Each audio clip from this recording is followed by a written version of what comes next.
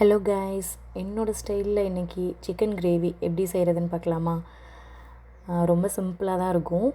அதுக்கு வந்து நான் 3 தக்காளி, ஒரு பெரிய வெங்காயம், ஒரு 20 சின்ன வெங்காயம், இஞ்சி பூண்டு பேஸ்ட்டுக்கு பூண்டு, இஞ்சி, கறி லீஃப் தாளிக்கிறதுக்கு எல்லாம் எடுத்துக்கிட்டாச்சு. எல்லாத்தையும் நல்லா க்ளீன் பண்ணிவிட்டு ஸ்லைஸாக கட் பண்ணி எடுத்துக்கலாம். சின்ன வெங்காயத்தை 2 கட் பண்ணி எடுத்துக்கோங்க. இதில் வந்துட்டு 1 கிலோ சிக்கன் எடுத்திருக்கேன்.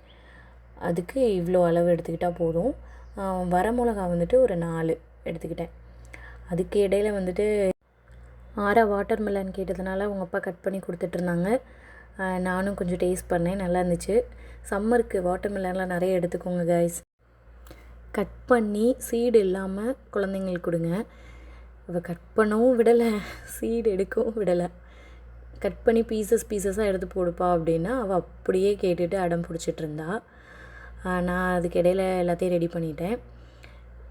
நம்ம வந்து இப்போ ஒரு பேஸ்ட் ரெடி பண்ணிக்கலாம். அதுக்கு வந்துட்டு இஞ்சி, பூண்டு, கொஞ்சம் சின்ன வெங்காயம், கொஞ்சம் தக்காளி இதெல்லாம் ஆட் பண்ணிக்கலாம். ஒரு கிரேவி கன்சிஸ்டன்சிக்கு வரும் அப்படின்றதுக்காக நான் இதெல்லாம் அரைப்பேன். உங்களுக்கு தேவை அப்படின்னா நீங்கள் அரைக்கலாம், இல்லாட்டி வந்துட்டு சிம்பிளாக வெங்காயம் தக்காளியை வதக்கிட்டு கூட நீங்கள் செய்யலாம். இஞ்சி பூண்டு பேஸ்ட்டுக்கு எப்படியும் நான் அரைப்பேனா, அதனால் எல்லாத்தையும் கொஞ்சம் கொஞ்சம் போட்டு அரைச்சிருவேன். இந்த கன்சிஸ்டன்சியில் பேஸ்ட் ரெடி பண்ணிக்கலாம். ரொம்ப குறைன்னு அரைச்சிடாதீங்க, நல்லாவே பேஸ்ட்டாகவே ரெடி பண்ணிக்கலாம்.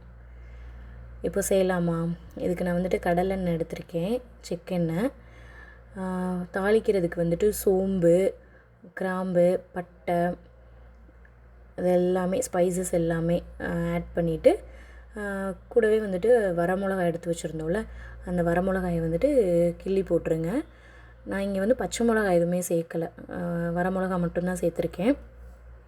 இதுவும் உங்களோட விஷ் தான், நீங்கள் இதை ஸ்கிப் பண்ணிவிட்டு பச்சை மிளகா கூட சேர்த்துக்கலாம். இது நல்லா வந்துட்டு எல்லாமே வதங்கட்டும். ஃபஸ்ட்டு வந்துட்டு நம்ம கட் பண்ணி வச்சுருக்கிற சின்ன வெங்காயத்தை ஆட் பண்ணுவோம். சின்ன வெங்காயத்தை ஆட் பண்ணிவிட்டு அதுக்கப்புறம் அது நல்லா வதங்கினதுக்கப்புறம் பெரிய வெங்காயம், தக்காளி, அப்புறம் நம்ம வந்துட்டு ரெடி பண்ணி வச்சுருக்க பேஸ்ட் அதையும் சேர்த்து எல்லாத்தையும் நல்லா வதங்க விட்டுக்கலாம். மட்டன், ஃபிஷ்ஷு இதை விட யாருக்கெல்லாம் சிக்கன் ரொம்ப பிடிக்கும் அப்படின்னு சொல்லிட்டு கமெண்ட்டில் சொல்லுங்கள், நானும் தெரிஞ்சுக்கிறேன். நம்ம சமைக்கும்போது இது ரொம்ப முக்கியம் அப்படின்னு பார்த்தோன்னா, எல்லாத்தையும் குக் பண்ணுறதுக்கு டைம் கொடுக்கணும். நல்லா வதங்கணும் அப்படின்னு சொல்லுவோம்ல, அது வந்துட்டு ரொம்பவே முக்கியம்.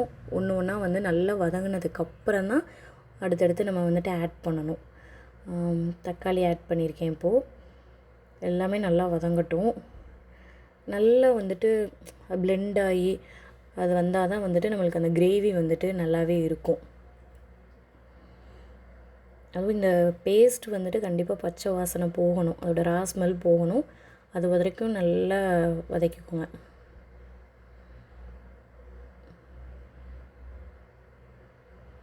உங்கள் ஊர்லலாம் சிலிண்டர் எப்படி கிடைக்கிது அப்படின்னு சொல்லிட்டு சொல்லுங்கப்பா. இப்போ வந்து நான் சிக்கன் ஆட் பண்ணுறேன். சிக்கன் நல்லா க்ளீன் பண்ணி எடுத்துக்கோங்க. அங்கேயே க்ளீன் பண்ணி கொடுத்தாலும் நீங்களும் ஒரு வாட்டி க்ளீன் பண்ணிடுங்க.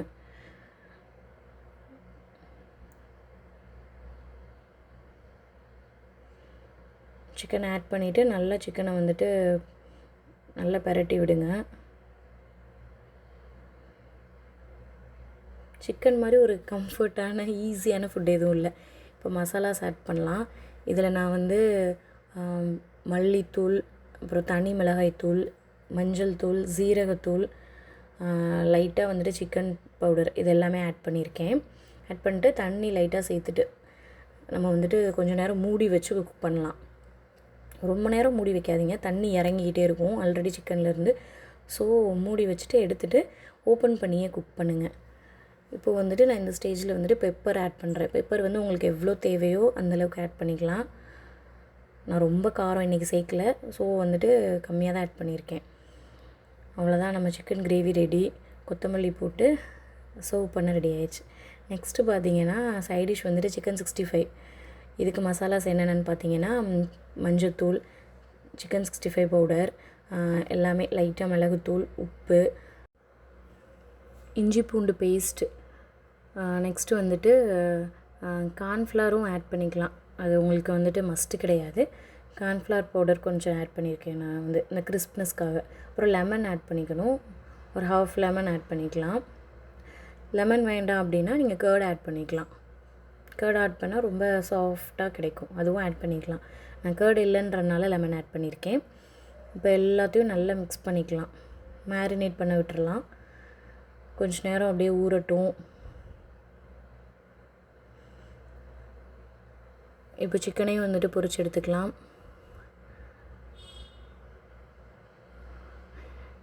கருவேப்பிலை போட்டு பொரிச்சா அதோட ஸ்மெல் வந்துட்டு நல்லாயிருக்கும், அந்த ஃப்ளேவர் நல்லாயிருக்கும் அப்படின்றதுக்காக கருவேப்பிலை போட்டு பொரித்தேன்.